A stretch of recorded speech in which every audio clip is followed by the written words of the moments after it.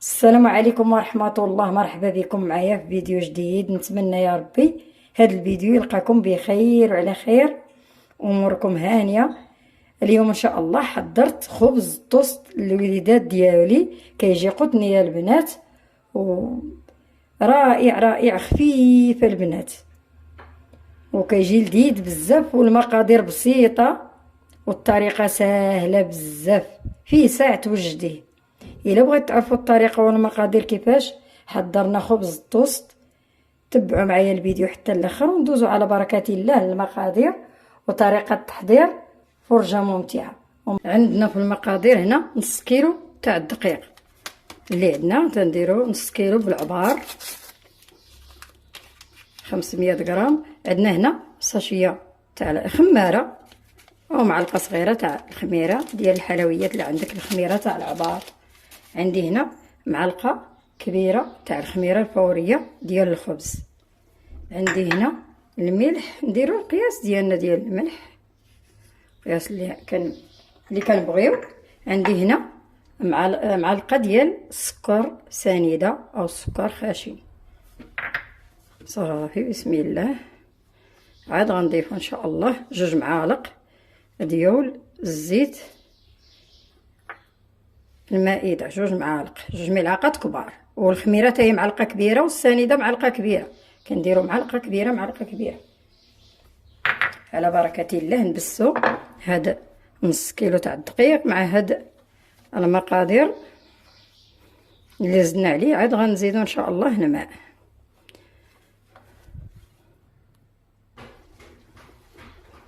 من بعد ما خلطت المقادير ديالي كلهم ساجموا ليا مع بعضياتهم البنات، دابا غندير، درت هنا 2 كيسان ديال الماء دافي. الماء دفيتو، ما يكونش سخون بزاف، غير دافي. بسم الله. وغنعجن به بسم الله. ما نكبش الماء دفعه واحده، نكبوا الماء بشويه بشويه حتى نحصل على القوام اللي بغيت. انا عندي هنا 2 كيسان ديال الماء، وغنشوفهم واش غيدخلوا كاملين ولا غيبقى لينا شويه منهم، حيت هذا الخبز ديال الطوست البنات كيكون عجينته شويه، غير شويه رطبه على العجينه تاع الخبز. ما تجريش تاني بزاف، الا جريتيه تاني بزاف غادي يفيد لك من المول. ملي ديريه في المول غادي يفيد، ما يجيش مقبب ويجي زوين. غنبقى نكب الماء بشويه حتى نحصل على القوام اللي بغيت، ونرجع ونقول لكم شحال دخل ديال الماء باش ما يطولش الفيديو البنات. بعد ما ها نتوما شاط ليا ربع كاس ديال الماء، هاو كيبان لكم هو اللي شاط ليا من 2 كيسان العبار بكاس العنبه. 2 كيسان شاط منهم ربع كاس تاع الماء. نتمنى تكون الصوره واضحه معاكم.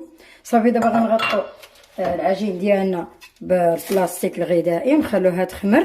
عاد غندلكوها المره الثانيه، غنزيدوها ان شاء الله. شوفوا شنو غنزيدوها، وغندلكوها المره الثانيه. شوفوا شحال غنزيدوها تاع الزبده. بعدا نزيدها الزبده وغندلكها المره الثانيه. خلينا العجين ديالنا البنات حتى خمرت على خاطرها. شفتوا تبارك الله ضاعف الحجم ديالها. غطيتها بالسلوفان وخليتها هي سقط ليا كاع بالسلوفان، حيت ما دهنها لا بزيت لا والو. نسيتها. الا بغيتو تعبروا دهنوا فوق منها بالزيت باش ما تلصقش لكم في هذا السلوفان. غنحيد منه العجين ديالي اللي رجع معكم. من بعد ما حيدت العجينه كيما شفتوا اللي لصقت ليا في السلوفان، قشرتها حيدتها، بغيت واش ما نبقاش نحيدها قدامكم يطول ليا الفيديو.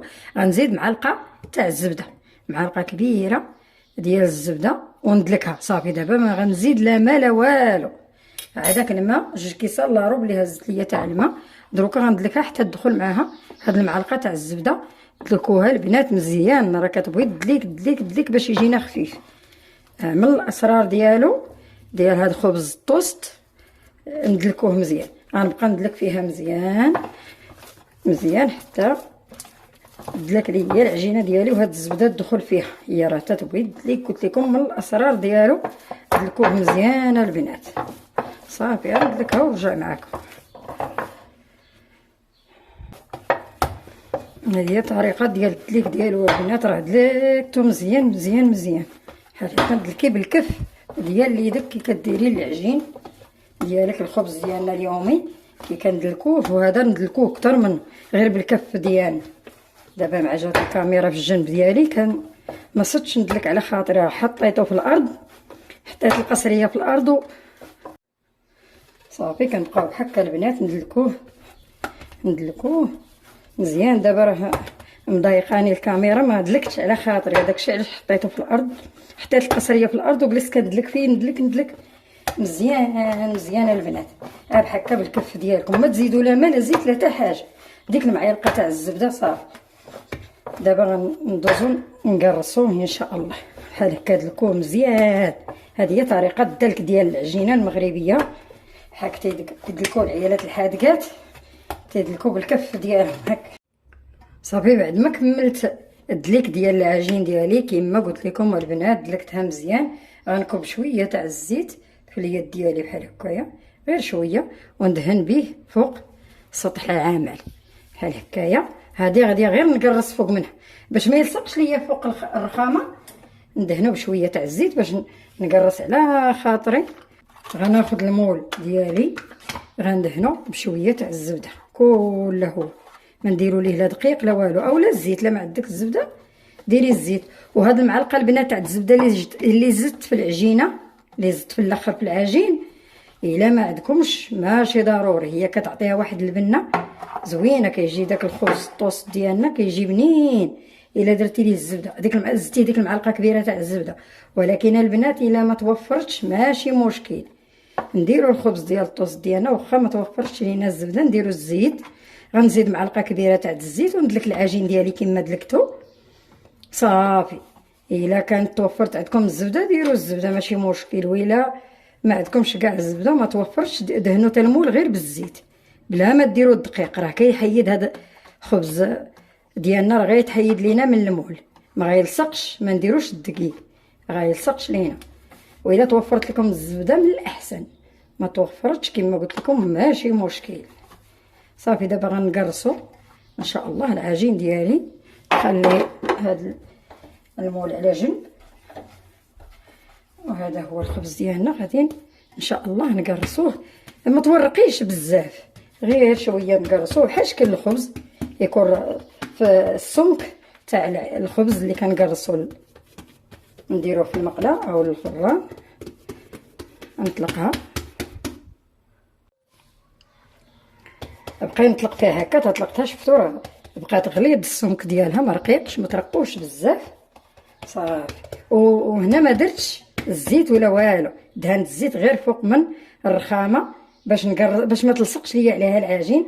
غنطويو هكا بشوي وزيرو مزيان البنات، رولوه هكا وزيرو مزيان باش ما يكونش عندكم داك الفراغ ملي تعودوا تقطعوا الخبز تلقوه من الداخل فيه دوك الفراغات. لا، خصو يكون متماسك مع بعضياته، ما يكونش فيه داك الفراغ صافي. دابا غادي نديرو ليه هذا هنا، ولكن غنبقى نروليه شويه باش يحيد ليا داك الخوا اللي كيكون في الوسط، ما يبقاش ليا داك الخوا. كما قلت لكم كنديه ونجيبو بحال هكا ونورك عليه بحال هكا، نكرز داك العجين ديالي. هذا ندير ليه بحال هكا، ندي ونجيب بحال هكا صافي. دابا غنديرو في المول ديالي، هاد المول ان شاء الله باش غنديرو هاد الجهه اللي تاع التلاقيه تاع العجين، هذه غتكون هي التحتانيه. هانتوما غتشوفوا غنهزوه بحال هكا هكايا بسم الله، وندير هكا. راه اي وحده بامكانها تصاوب هاد الخبز ديال الطوست، راه ساهل بزاف البنات. صافي قاديه حتى ياخذ لك المول ديالك، يجيك على قد المول صافي. نقرصو بحال باش ما وركتي عليه باش ما يبقاش لك دوك الفراغات في الداخل. دابا غنغطيه يخمر عاوتاني حتى يخمر، عاد نرجع معاكم ان شاء الله. نغطيه ثاني، نجيب بلاستيك غذائي نغطيه به ونخليه حتى يخمر. بعد ما طاب لينا الخبز ديال الطوست ديالنا، دابا ان شاء الله غنحيدوه من المول ونكلكموه في واحد المنديل ونخلوه 4 ديال السوايع حتى ل5 السوايع، اولا لا درنا في الصباح نقطعوه في العشيه، درناه في العشيه نقطعوه حتى الصباح يبات في المجمد. غنديروا عليه شي منديل بحال هكا يكون نقي ديال كديري فيه الخبز ولا هكا. بسم الله نقلبوه، راه كيتحيد البنات بسهوله، شفتوا بواحد السهوله كيتحيد لينا الخبز ديال الطوست ديالنا. دابا غنكلكمو واحد دو سخون، نكلكمو مزيان ونديرو في البلاستيك ونخلوه كما قلت لكم. غنخليه انا حتى العشيه، درتو في الصباح غنخليه حتى العشيه ان شاء الله. عاد فاش غاديه نقطعو صافي. كتخلي ضروري هاد الطريقه ديال الزيفو والبلاستيك ضروري ديريها باش يرطب لك، يجيك رطب ويجيك زوين الشكل ديالو. طاب قطني داك الخبز صافي. هاد الميكا ما قدتنيش، غندخل ليه ميكا اخرى من الجهه الاخرى باش يرطب. هاد الميكات مزيانين، راهم ماشي ميكيات خايبين. هاد البلاستيك راه صحي، ما نديروش شي حاجه اللي ما هي ما صحياش. شفتوا راه بدا كيعرق الميكا، كتبان لكم البلاستيك كتعرق مع داك السخونيه ديالو. دابا هذا غنحطو في المجمد ونخليها البنات حتى يبرد مزيان كما قلت لكم. فوتو 4 سوايع حتى ل5 سوايع او يبات. انا بزاف كنديرو دابا في الصباح، غنقطعو في العشيه، ولا الا درتو في العشيه نقطعو في الصباح. ملي يبرد ليا الخبز ديال الطوست ديالي نرجع معكم ان شاء الله نقطعوه على بركه الله. بعد ما خلينا الباندومي ديالنا في المجمد تبرد غندوزو نقطعوه ان شاء الله. شوفوا ضروري تخلوه حتى يبرد البنات. الا برد كيجي ساهل في التقطاع ديالو.